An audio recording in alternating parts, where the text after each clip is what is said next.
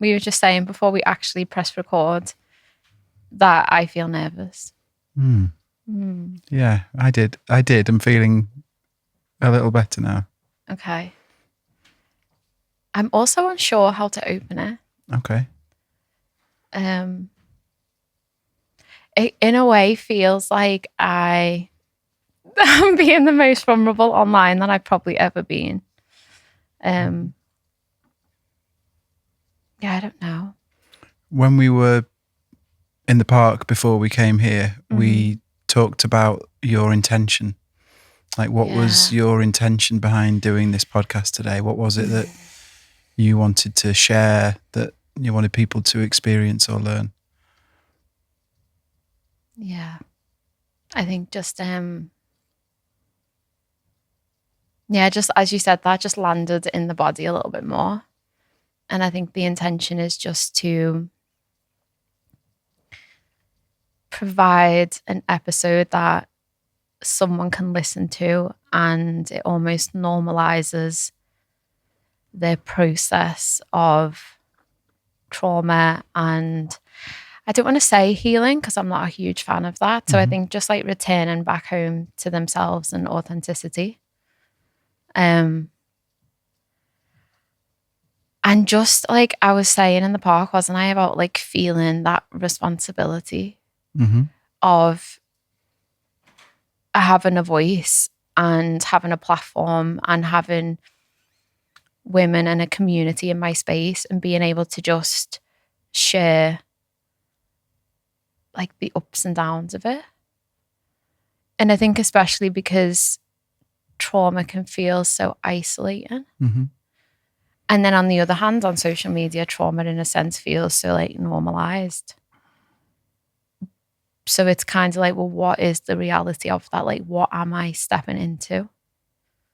So just like, hopefully this podcast episode gives people a bit of an insight into that. And also just to know that like we all have our stuff. And I think maybe that's why it feels so vulnerable for me, because there's a part of it that is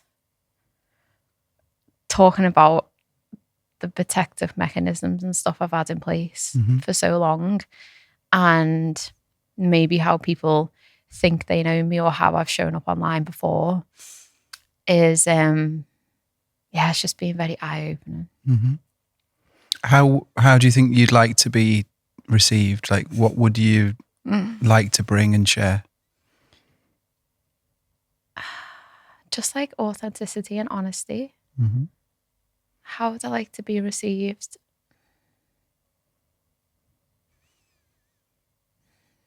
Like the word that's coming up is just with like grace.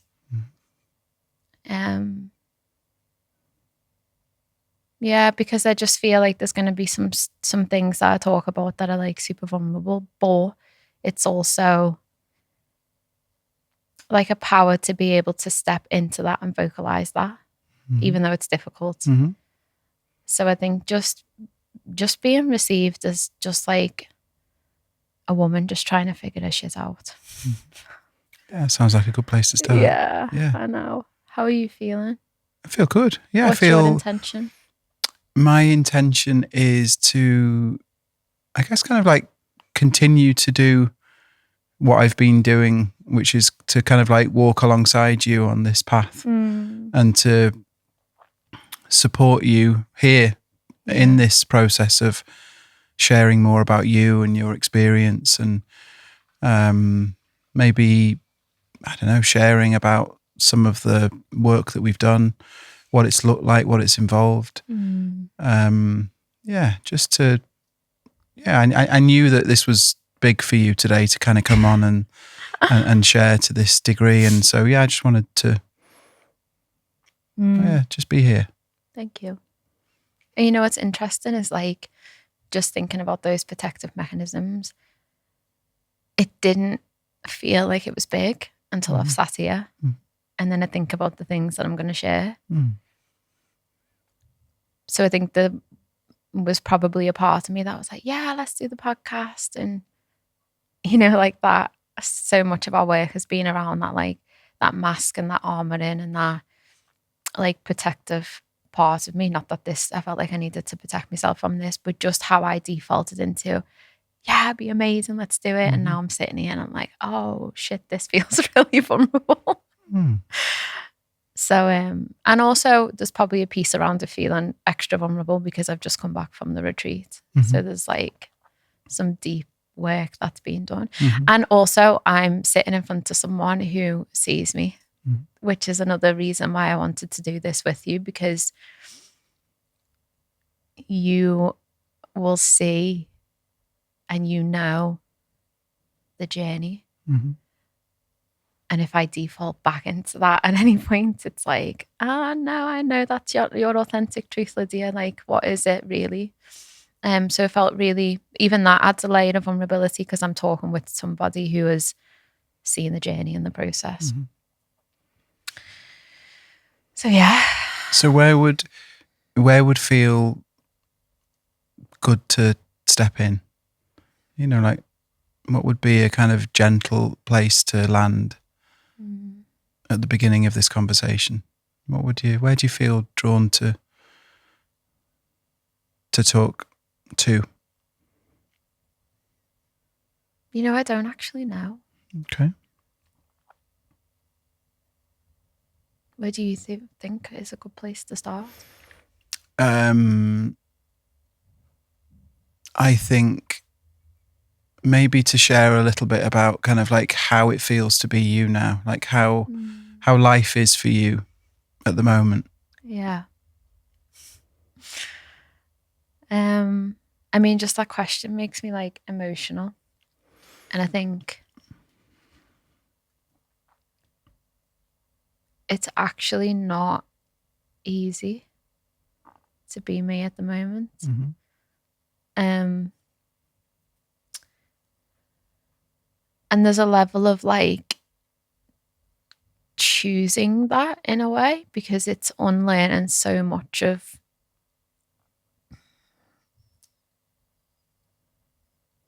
all of like the protective mechanisms and the armoring and just everything.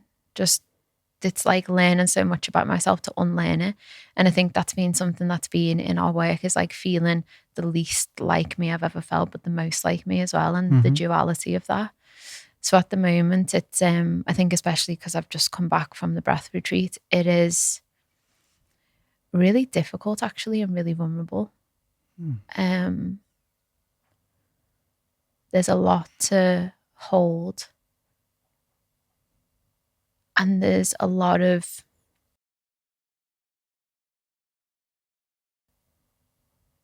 is fear the right word? Maybe there's a lot of fear. Fear of what? I don't know. Just I think fear of like how it's going to make me emotional, but how much things are changing. And how much they like have changed.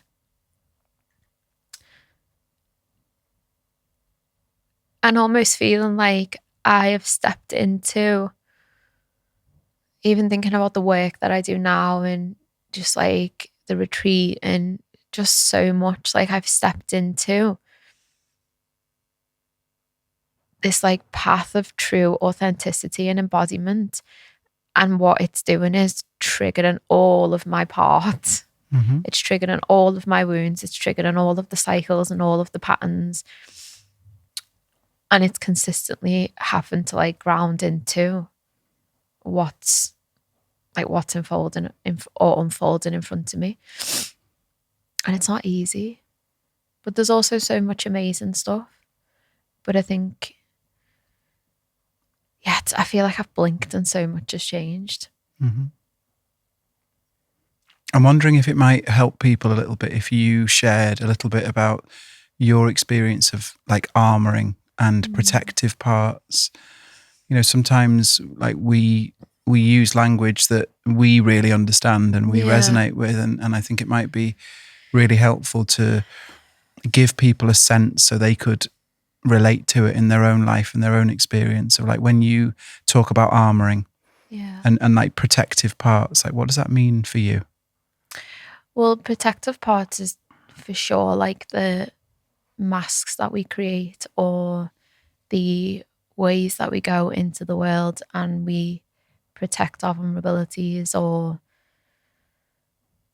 we protect the inner child parts of us. Like for me, for example, the biggest thing that I want is just to be loved. So like my protective part, one of the things that I've created is like this hyper independence of, no, I'll do everything. So then there's like this little part of me that wants to be really loved. And then there's this like teenage part of me that feels like she's been let down so many times and has continued to be let down. So then the protective part that comes out as adult Lydia is, now I'll just do everything myself, and I'll just be hyper independent, and I'll create this mask. And it's interesting because it's like you don't know what you don't know. And I think through this work, our work, even work that I do with clients, it's like seeing those parts of yourself can be really uncomfortable because they provide so much safety. And it also like really becomes a part of your identity. So, and I think one of the big things that we've spoken about is how self-love Lydia became an identity that was from a protective part. Yeah. And it was almost defending, wasn't it? Defending the younger part of you. Like in response or reaction to her fears and insecurities and weaknesses. Yeah. And also feeling like that thing of being too much, and it's really interesting with like protective parts is because I think sometimes, like for me, for example, that fear that I have of being too much, and like that little part of me really believe in that. And like adult Lydia believe in that.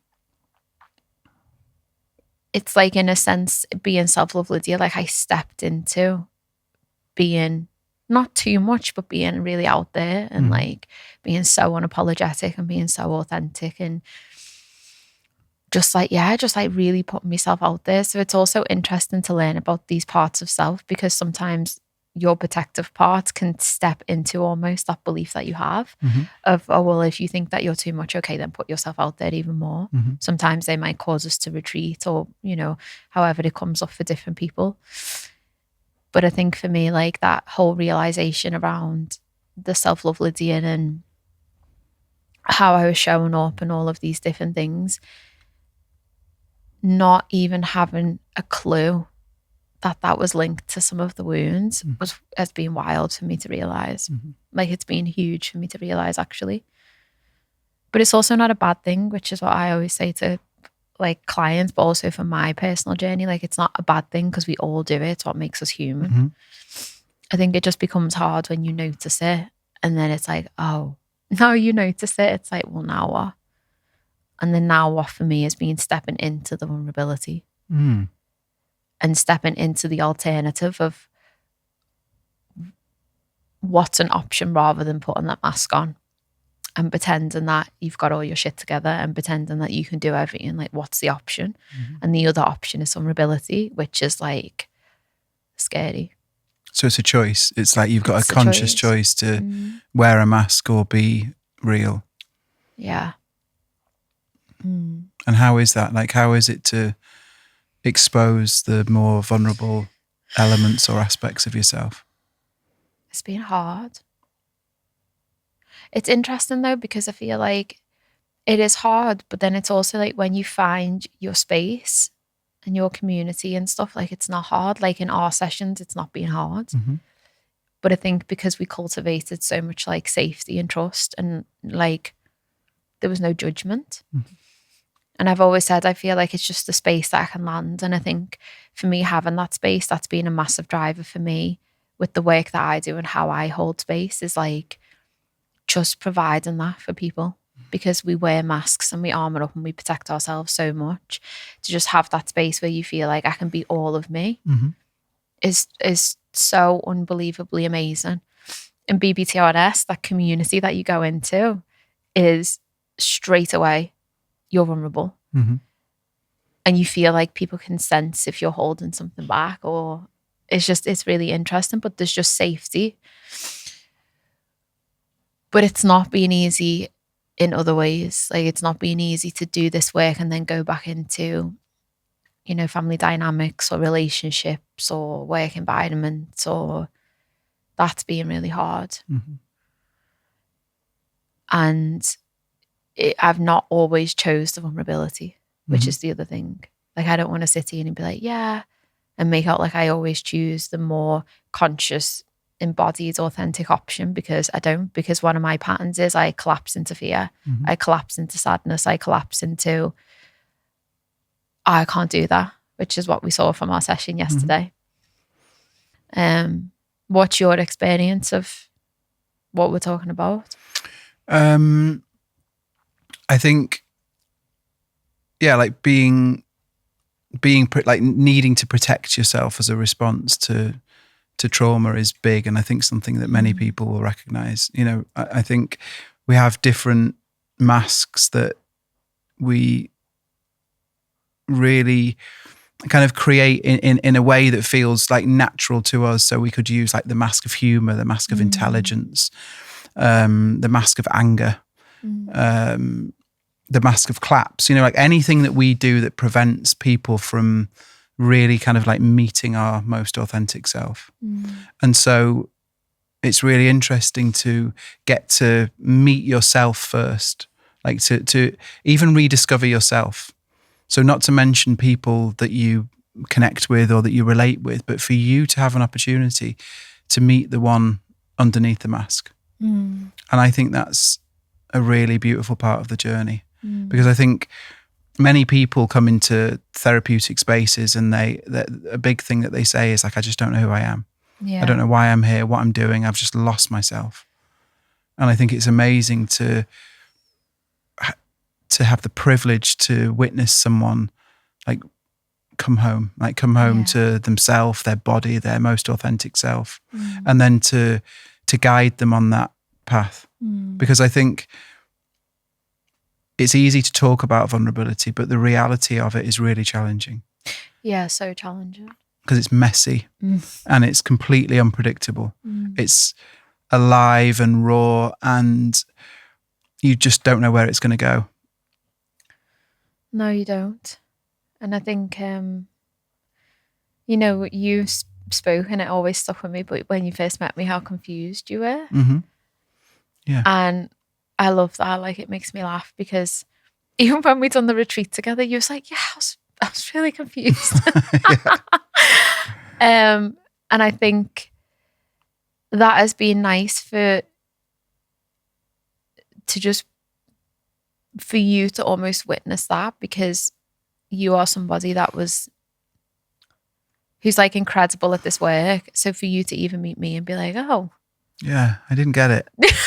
I was like, oh, okay. Self-love Lydia. And yeah, I think it was a desire to want to meet the one underneath the mask. And I think the confusion was that you kind of wore it with such confidence. Yeah. And it was almost like, oh, I don't know, is this it was challenging. And yet, yeah, there was just there was something like screaming out to be met and known. And so I think the confusion was, yeah, maybe like I was confused. Was I projecting something, or, yeah, I just couldn't work you out. And I think maybe you'd really mastered the art of showing up in the way that you showed up, and that you'd made a living out of it, and you had a huge Instagram following, and I'd seen all of that stuff, and then I got the opportunity to meet you and co-facilitate on a retreat with you. And yeah, my initial I'm imagining before you felt safe enough to kind of let me in and let me meet the one underneath the mask, it was quite a confusing experience. Yeah. But then with that, it's been amazing to kind of like, yeah, just learn what's required to co-create a container that feels safe enough to be more and more yourself. Yeah. And I think that's what I love about this work in general. Oh, it's amazing. Is just that opportunity to just meet someone and let them know that genuinely, like, every single part of them is welcome, Yeah. and that I want to meet all of them, and I'm happy to wait as long as it takes for that to happen. Yeah. And to check in around, like, what is it that you really need? Because I think that was one thing that was really interesting initially, was when I asked you, like, if you need support, what could that look like? And it was almost like even that question caused confusion. I was like, I don't know what. It was almost like you wanted a menu. Yeah. Like, what can I choose? Like, what is available? What does support even mean or look like? Yeah, so I love that element to it hugely. And I think even like how then masking links into armoring, because you spoke about that too. And like when I think about armoring, I think of the kind of the physical protective elements of the body, of kind of like how we hold tension and how we constrict, control, regulate our own breath, hold tension in our body, which again, like, prevents us from being our most authentic self. And I think like the journey of meeting someone where they're at, meeting the one underneath the mat and underneath the mask, and then supporting them to really like land in their body and own their body. Yeah, it's just, I love it. I love it so much. I'm so grateful.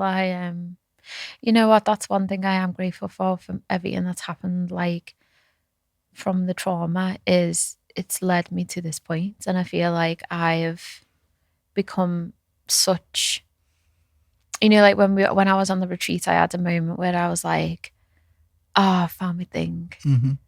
Like, I feel like I was taking that beginner perspective because I am a beginner.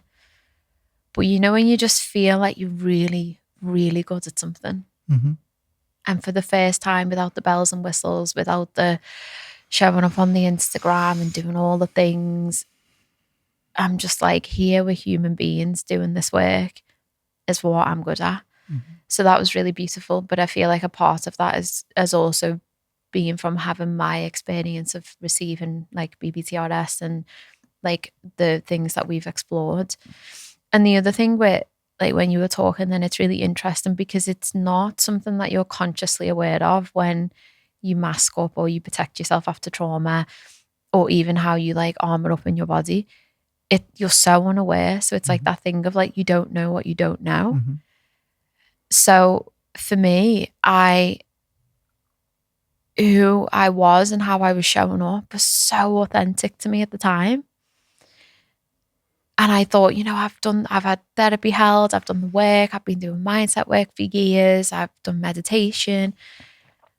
And what I realized is like, we're layers of an onion. And when you're called to go deeper, then it's your time to go deeper.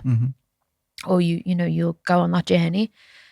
So it's so interesting for me as well to think, like, if you were to ask me a year ago, like, about vulnerabilities and a mask and all of the things that we're talking about, I wouldn't have had the awareness to be able to say. So I think that's something that's really interesting that's come from our journey as well, is to notice things that I wasn't even aware of because you're not aware of them. And to notice how, like, I hold tension in the body, because I know there's so many people that would look at me and think, oh, she's so in her body, she's so powerful, she's sexy, she's liberal, whatever they might say. She's got loads of self-worth, like all of these different things. And then this year I've been like, oh no. Some of those things sometimes but some of those things also sometimes no. So I think that's a really interesting thing about doing this work as well, especially when you do embodied work, and especially with BBTRS, because of how like deep and how many different things it incorporates. Like, you just see so many different sides of yourself, and at times it's been really overwhelming, because I put on Instagram the other day after the retreat, like, there's space that's being created, but it's like, what do I now put in that space? Say more about that. When you say space is being created, how? Just like seeing myself really for the first time, and like integrating a lot of parts of me. And when you release trauma, there's something that, like, sometimes I have moments in sessions, especially on the retreat, and my mind will like pull through for a second and be like, am I making this up? Mm-hmm. Like, are you pretending? Mm-hmm. Because just how the body stores trauma and holds on to it is so, you can read the books and you can learn it and you can do all the things. But when you experience it, it's like, oh my God, like my body's been stuffed full of that for years. Mm-hmm. So I think in releasing some of that, you create like a spaciousness, but it's like an embodied spaciousness. It's really hard to like articulate it into words. It's like a space that comes and it feels really vulnerable. Mm-hmm. But once you settle into that and once you learn to embrace the vulnerability, which is hard, there's space in the body, there's space in the soul, there's space in the mind, and there's space too, instead of it being crammed with like protection or trauma or avoidance or whatever, it's like, oh, I get to choose anew.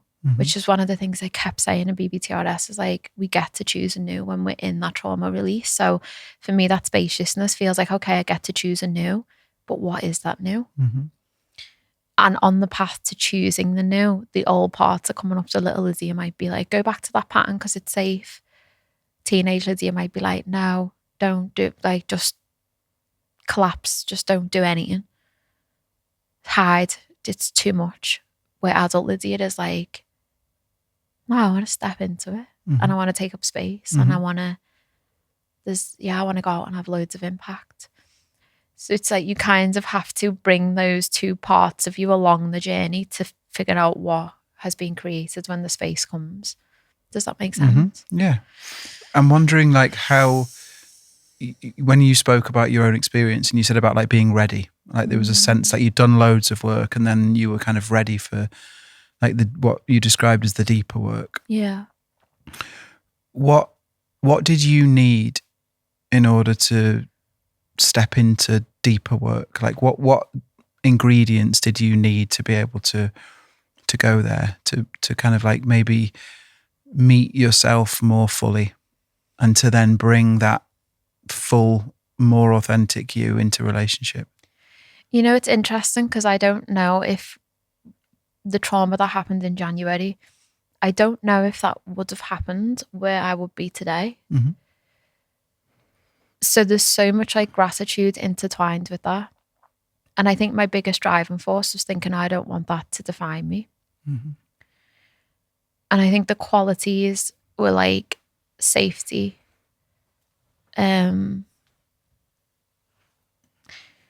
you know, you give me so many qualities, but now as I sit here and reflect, I think a lot of them were just me having that trust and just feeling like there's got to be something else than this. There's got to be. And the biggest thing was like not wanting to be defined by what happened. And just being so tired of feeling the way that I was feeling. Mm-hmm. Which was what? Unsafe, disembodied. What did that mean for you to be disembodied? What was the experience kind of walking around, living in life, living in the world, being in relationship, being disembodied? What does that mean to you? Ignoring what was screaming inside of me. Okay. Being in my head so much. Mm-hmm. Being on the go all the time. Mm-hmm. I think one of the biggest things that has changed since doing this work is I've tried to come away from big goals all the time and always needing to do something, always having something to prove. And so I think in a way now when I reflect back, being disembodied was the mindset stuff, being so deep in the mindset stuff, being constantly feeling like there's this and then there's this and then there's this that I have to strive and work for.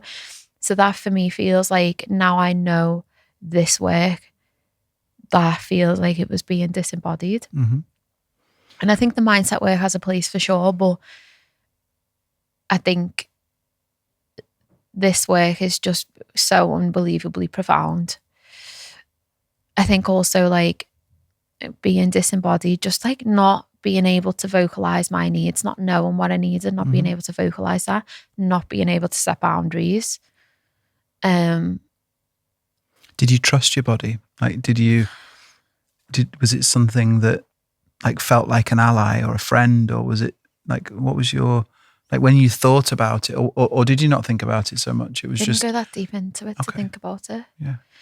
I think I thought about it in the sense of like body image and intuition, being able to tune into those things. But also what's really interesting is that selective hearing of intuition, of like if it was coming up and telling me something, if it felt really unsafe to follow that, then I wouldn't follow it. So it's also how selective I could have been and chose to be. And again, that none of this is conscious. And I think it was never like, you don't know what you don't know. And nobody ever taught me about truly trusting your body, like what that means and how powerful it is when you live life through your body and all of the amazing things that come from that. So it wasn't even a thought. I think now when I reflect back, it feels like when we speak about that armor, and something for me is like the chest, like the heart being like not letting people in. And how I like visualize that is almost like living life behind a wall. And I would be there, but I was on standby mode, which again is what we spoke about. Like I'm in my life, but I'm on standby mode. I'm not authentically me. I'm not, there's fear coming up all the time. There's just not knowing what to do, not knowing how to use my voice, just being tired, just like surviving. Yeah. And I still like, again, I still default back into that. But now I'm aware of it and I try as much as I can to choose the new and to give myself what I need. And I think just understanding it from like a nervous system level as well, it's like, okay, what do I need in this moment to nourish me and bring me back into connection?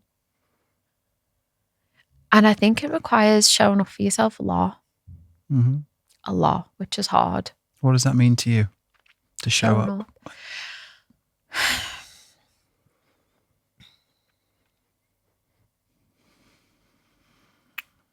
To tune in and notice what you need and then step into that. Which in the element of trauma is not easy because everything is geared towards safety. Yeah. And even if that thing logically is so unsafe for you, that driving force to run towards it is so powerful. So sometimes it can be like running into a wall a million times and you get knocked back down, but then you decide to run back into the wall again. But one time you might not run back into the wall. And then it's like, oh, okay, I didn't do that. That's really good. And I think it's about creating new patterns of safety and being able to just really be authentic in what I need and I desire, which again is not easy. And it's really not easy when like processing trauma. I'm wondering what you would really love to sort of share to women specifically, because I know like most of your following are female. Yeah. That what you would love to share with them about your journey, you know, like so that they could feel less alone in their own experience, in their own body. Like what would be some of the key things that you'd love people to hear, like from your learnings and your journey and your experience?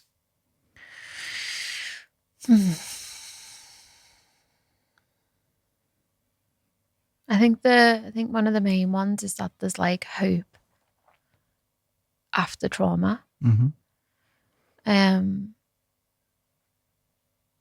I think especially for me as well, because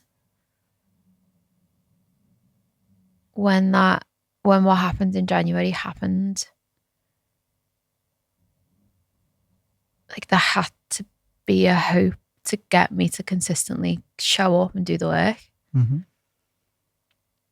Because I noticed as the weeks went by, it started to feel more distant, like what happened. And I could have, it could have just, I get why people go, oh, it's not, but like it doesn't impact me anymore. Mm-hmm. Or maybe they get to the point where they realize it's impacted them, because you just then build yourself up back around that trauma. You Mm-hmm. build everything that we spoke about. And knowing that, like, in that hope, it's that it doesn't define you. Mm-hmm. And also the other thing is, like, if you experience trauma, or you know that you have experienced trauma, like, step into support and community. Do you think that there's a lack of clarity around trauma? And it's a big word, isn't it? It is a big word, yeah. And we were speaking about that before. It's such a big word, but it's also a word that now, if you go onto social media, like, it's so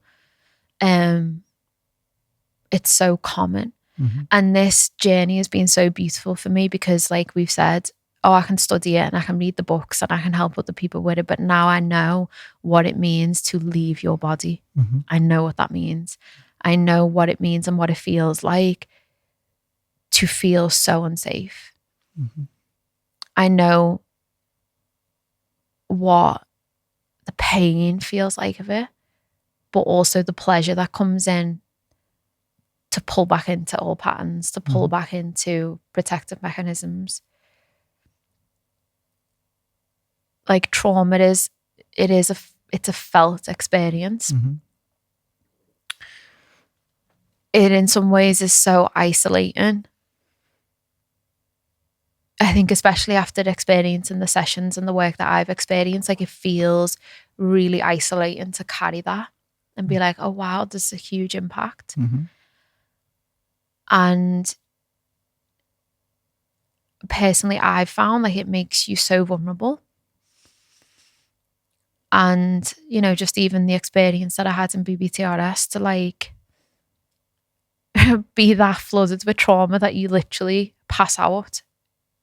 I'm just like, what? That is wild for me. And how hard it is to choose anew. Mm-hmm. Like, it's not easy. And even with all the support around me, even with Nasaga there, even in the safety of BBTRS, to choose that new is, oh my God, it's so hard. But it's so beautiful, because then you get the rewards of choosing the spaciousness and the authenticity and everything that we've spoken about.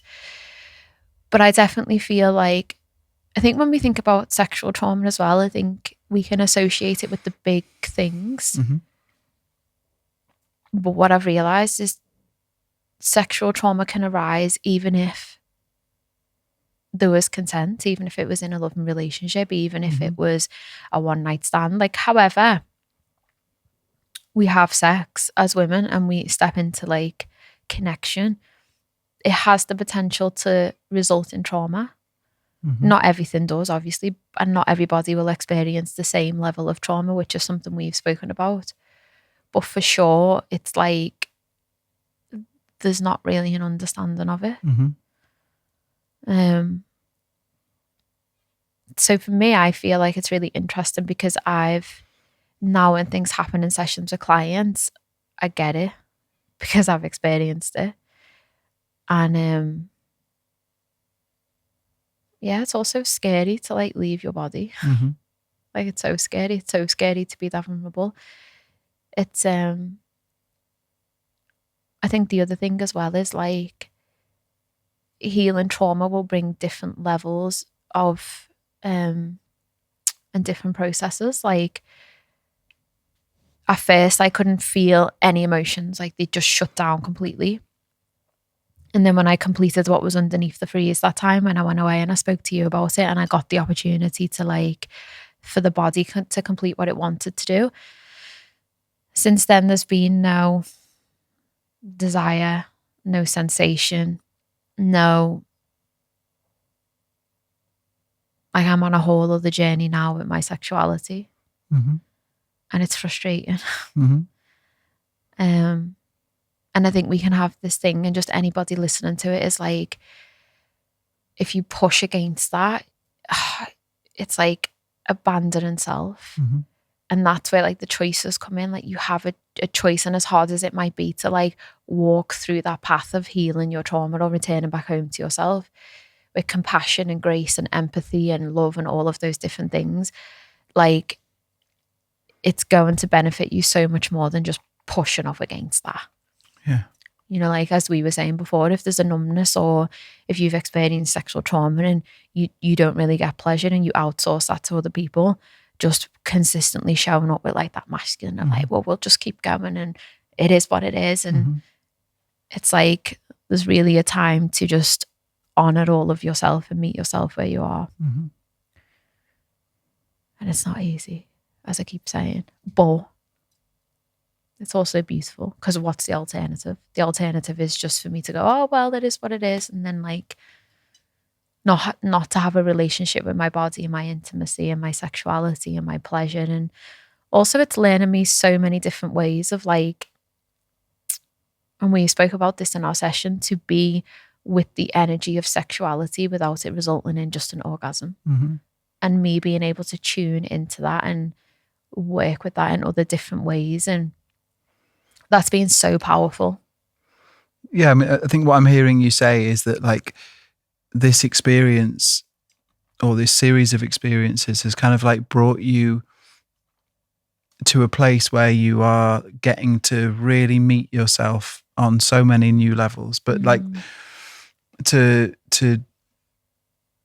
truly like inhabit your own body and your own experiences and be here, like learn how to kind of be in your body and be in relationship and actually feeling into presence rather than just kind of like thinking that you understand the word. Yeah. Feels like kind of trauma is, or your journey with trauma has kind of like brought you like full circle kind of back to a much more authentic version of yourself. Yeah. And definitely much more embodied. What have been some of the key like standout pieces of our work in relation to trauma healing that you've facilitated and seen me go through?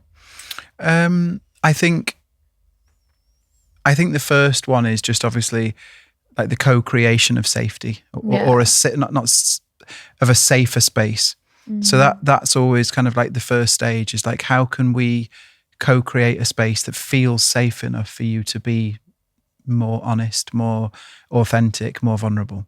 So that was kind of like how we progressed from like the confusion towards the okay, here she is. Yeah. You know, like what do we need to do? And I think that's probably the biggest step in any therapeutic journey, is to work with someone where you just feel that way. You feel like there's a sense of trust and safety. Yeah. And that if that isn't present, it's absolutely okay to find someone else. You know, like that's just a really important thing that I think isn't really discussed enough in therapy. Like we focus a lot on the different modalities or the qualifications, but we don't focus enough on how does it feel to be with this person. Like what energetically, like do I trust them? Do I feel safe? So I think the first stage was like, let's co-create a space that feels safer. Let's build the relationship so that you can remove your mask. And then at the same time, let's build resilience within you. So teaching you how to breathe properly, which helps you to be more grounded and centered and stay present when we are doing the work. Because there's no point going straight into kind of deep processing work if you're disassociated and disconnected from your body because you're not breathing. No. So then we kind of like gently bring in an awareness of your body and your breath. And that felt really integral and important. It empowered you to the point where when sometimes things felt really big, that you could kind of hold on to yourself. Yeah, I'll never forget that session where it come up from like my spine when we were doing the unwinding and being able to like hold both. And I remember you saying to me like, stand in it, like you've got it. And that felt so like powerful after it. Yeah, so that's a really amazing part of the work, because when you can hold it, you don't get like flooded and overwhelmed by it so much, and then you're able to like stay present with it. And that's so like so crucial when it Yeah. comes to healing trauma, I think. Yeah, the ability to stay present and in your body is everything. Not go into catharsis Yeah. and leave. No. Or Yeah. even to start talking about the story and really going too deeply into it until you're able to actually connect with your own physical body. Yeah. And that's massive. So we spent quite a lot of time doing that. And then we used breath, we used movement, we used sound, we used touch, we use, I guess, a more somatic psychotherapy. And all that means is a psychotherapy where we bring the body in as much as possible. Yeah. So we keep checking in, like, what are you noticing? What's happening right now? So like if we would talk about something and I would notice you would drift away somewhere, that I would check in with you and support you to kind of come back again. And then I think then it's just a very kind of like organic trusting process that like when you have that, you have those things in place. So you have the skill set to support yourself. You have an awareness of your own breath, of your own body, boundaries, like, that all of my work is invitational. Yeah. That you could say, no, Yeah. no, I'm not doing it. And it's like, it's completely honored that whilst there's an invitation to maybe explore things that feel challenging, everything is on your terms. Yeah. And that we go slowly and gently. So we kind of take the complete opposite effect of receiving trauma, which is too much, too fast, too soon. We just go slowly and gently at your pace. And then we kind of just trust the process. We show up and speak and it just goes somewhere. Yeah. And I think that's down to your commitment to this work, that you have repeatedly shown up week by week doing what it is that you need to do. Yeah. And so you have consciously turned into yourself, into your own pain, into your stories, into your shadow, and you've invited me to kind of sit alongside you while you've done that. Yeah. And that's huge. I think so much of the suffering we experienced when we were younger, we suffered alone. Yeah. Not in connection, with no one to talk to, no one to share with, no one to tell us it's okay or to support, to de-shame us even. Just more like we just did it on our own.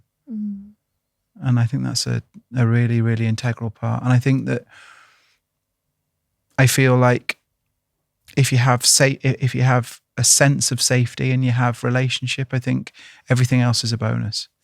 Yeah, me too. And just that connection. And to be able to step into that even if there's some like shameful parts. I think like one of the biggest things that we spoke about yesterday in our session was how I've realised my just like lack of self-worth, which is just so like, I feel emotional even saying that, but just to be able to like look at somebody in the eyes and say, wow, I've realised I actually feel so worthless. And those narratives that come from trauma of I feel so broken and just like what's wrong with me?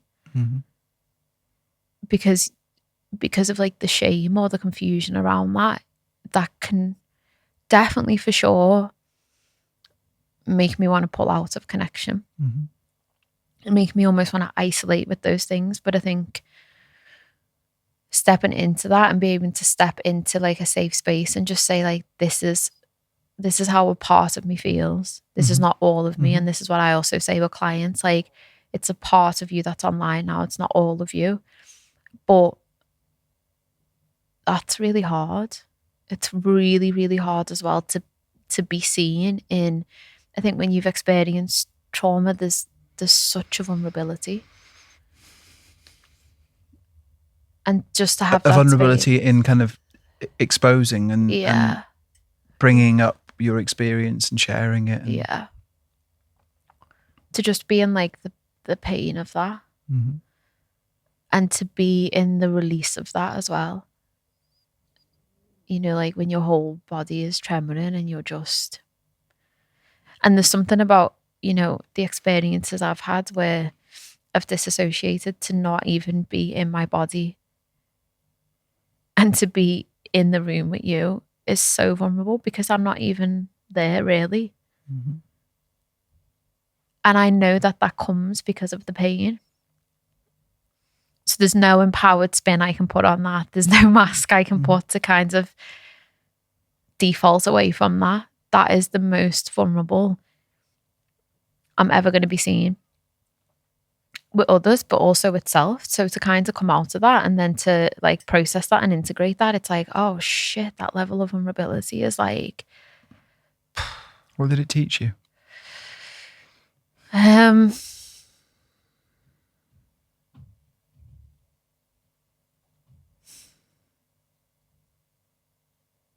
It taught me that there's people that can hold me in that.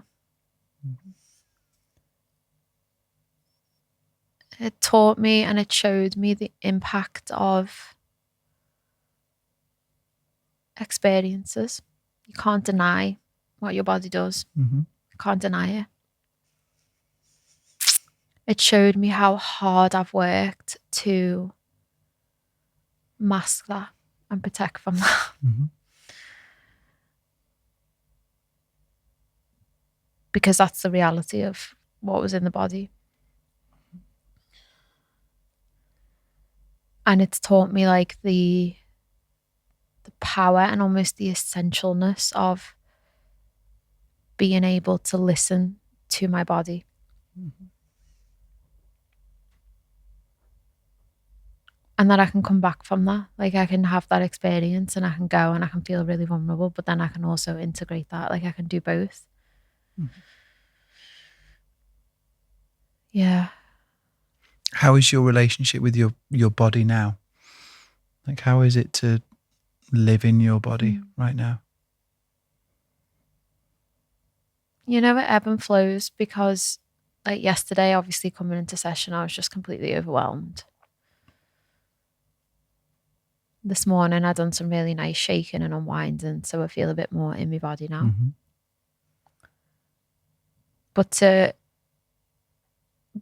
But to be in my body is like such a gift.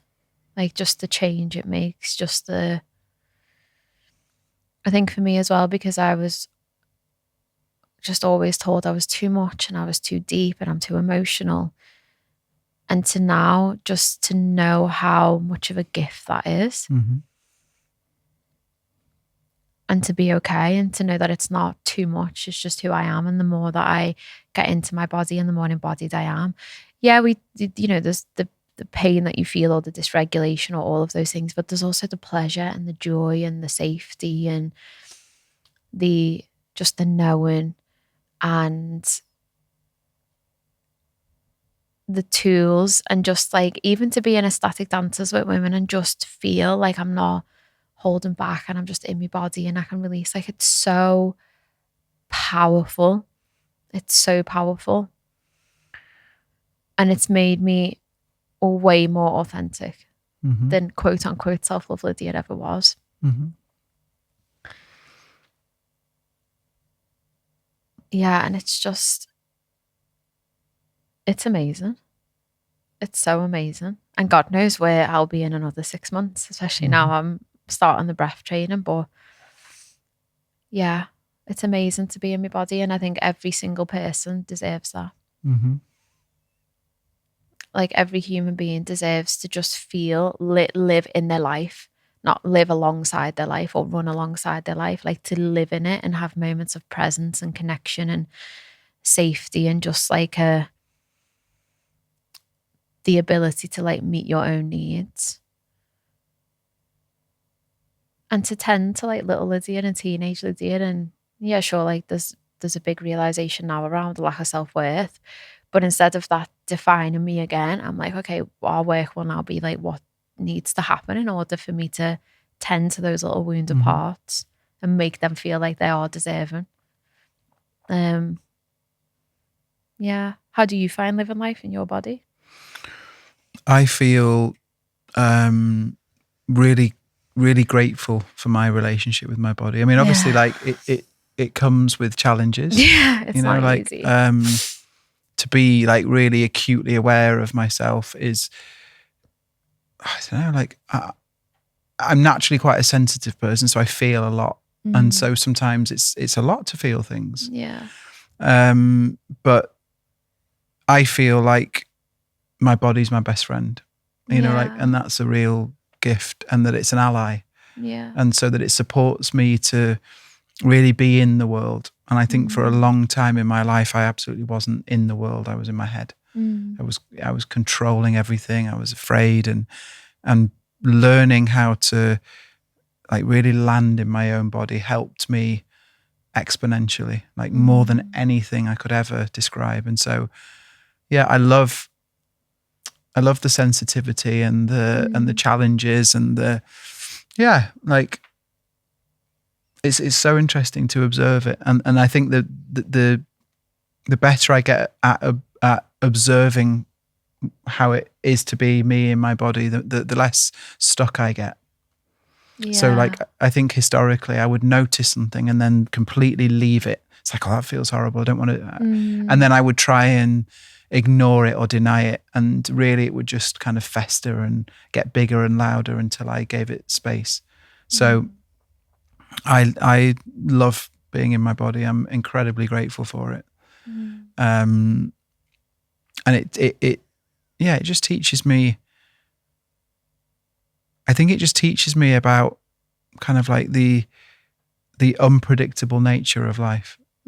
It's like we're messy, unpredictable animals, beings, and the more we embrace that, then I think the more connected we get to be. Because that's just it kind of circles back to the mask thing. Yeah. It's like when we embrace our messiness, then life is just completely here and completely available. Thank you. Thank you for inviting me. Thank you for really trusting me and allowing me to walk alongside you. Yeah. And I hope this podcast episode resonates with someone. Me too. I'm sure it will.